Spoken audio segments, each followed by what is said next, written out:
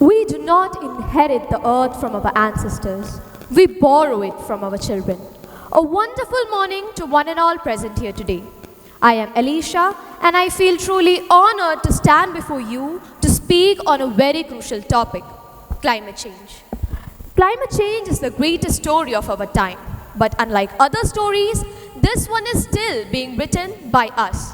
And the question is, will it be a tragedy or a tale of resilience and hope?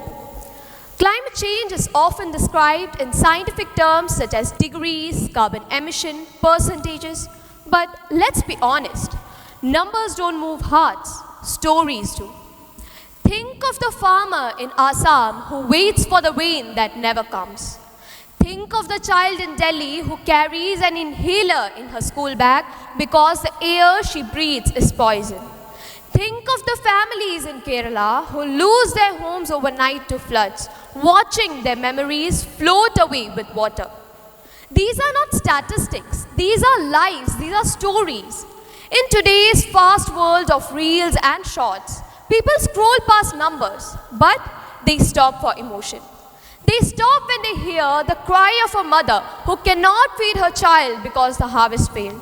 They stop when they see a picture of a turtle trapped in plastic or a polar bear clinging to a melting iceberg. Stories transform climate change from a distant threat to a personal reality. They remind us that the planet is not dying, it is being killed. And those responsible have names, faces, and choices. According to a report of NASA 2023, scientists say that the past 8 years have been the hottest ever recorded.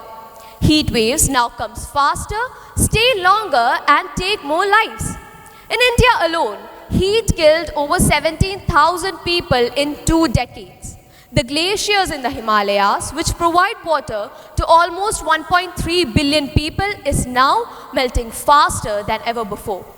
By 2100, 1/3 of them could vanish. Imagine rivers like Ganga, Brahmaputra, and Indus drying up. What will we drink? What will farmers grow? And let's not forget about the oceans. They are heating, acidifying, and swallowing the coastlines.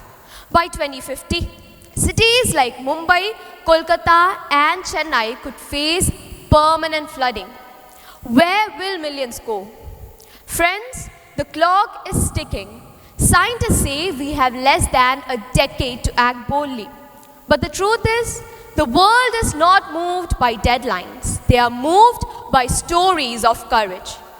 Mahatma Gandhi once said, "The difference between what we do and what we are capable of doing could suffice to solve most of the world's problems." And that's where we come in. We are storytellers. We are the bridge between science and society, between data and dreams. And if we fail to tell these stories with urgency, clarity, and heart, the silence will be filled with denial, indifference, and greed. But the beautiful truth is that stories don't just warn, they inspire. When we speak of the young innovators in rural India building solar lamps, we light up hope. When we tell the stories of women in Rajasthan who are reviving the ancient water harvesting tradition, we honor resilience. When we show how nations unite to protect the forest, we tell the people that cooperation is still possible. So today, I ask each one of you, will you be a silent witness to a burning planet, or will you be a storyteller of change? Will you let empathy write our ending, or will you hold the pen and write a new chapter? Remember, climate change is not about polar bears and glaciers alone. It is about us, our health, our home, our food, and our children's future. And when people truly understand this, action will follow. Steve Jobs once said, "The most powerful person in the world is the storyteller. The storyteller sets the vision, value, and agenda of a generation to come." We are those storytellers. Let us tell the climate stories not as victims, but as visionaries. Not as the last generation that failed, but as the first generation that truly cared. Because the climate story is not finished yet. The pen is in our hands, and the world is waiting for the ending we choose. Remember, each one of us can take small steps that can lead to big changes. Whether it's saving the electricity, planting more trees, reducing the use of fossil fuel, or simply talking about the issue, each effort counts. I would like to conclude with the timeless words of Chief Seattle. The earth does not belong to us, we belong to the earth. Let's remember that and take care of our only home. Thank you.